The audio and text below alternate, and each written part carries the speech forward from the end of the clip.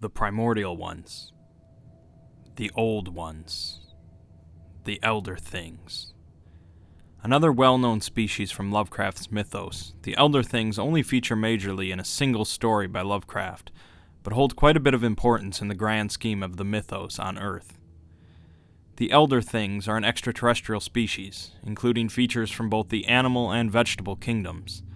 They stood roughly 6 feet tall, barrel-shaped but tapering off at the ends, with appendages not unlike starfish.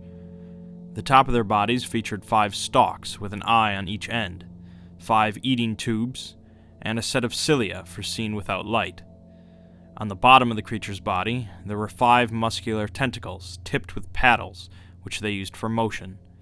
Around the midsection, there were 5 sets of tentacles placed in regular intervals, as well as 5 retractable wings. Elder Things could swim as well as they could walk or fly, but they preferred to live underwater. This was also aided by the incredible toughness of their bodies, able to withstand great pressure. It is believed they reproduced through spores, although they were very careful about the multiplication of their numbers. Elder Things were supposedly the first extraterrestrial species to come to Earth, potentially coming from Uranus or Neptune. Upon arriving on the planet, they built a great city near the South Pole, and populated much of the planet. During this time, they also warred with a number of different alien races, notably Cthulhu and his starspawn, the Migo, and the great race of Yith. Though technically they were often victorious, mostly due to their highly advanced technology, the wars did slowly take their toll on the species, and they eventually started abandoning some of their cities. The Elder Things' culture and technology were both highly advanced and extensive. Their art mostly appeared as stunning bas-reliefs, depicting their history and society in incredible detail. Their architecture allowed them to create stupendous stone buildings, often showing a 5-pointed pattern in imitation of their anatomy. The same pattern could also be found in their writing, appearing as dots in concentric circles along 5 radii. And they also had their own currency made of green soapstone. There is no evidence of them widely supporting any form of religion. As for their technology, we don't know a great deal about the extent of their advancements, but we do have some clues. It's possible that they had some form of directed energy weaponry, which would have helped them a great deal in their wars.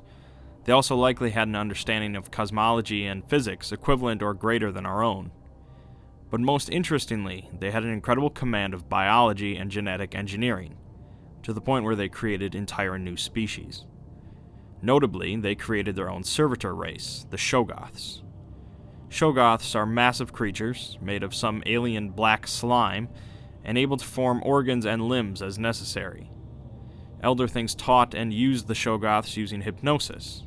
However, the Shoggoths eventually rebelled against their masters.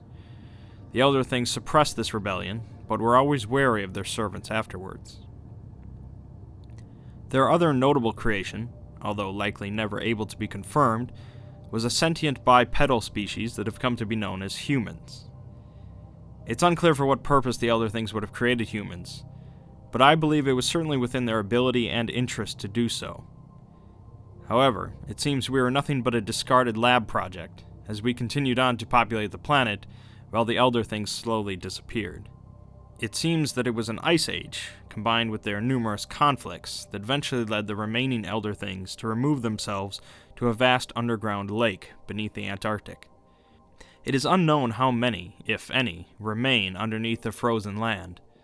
If some reports are to be believed, there exists some unknown entity near the great Elder Thing city that even that powerful species feared.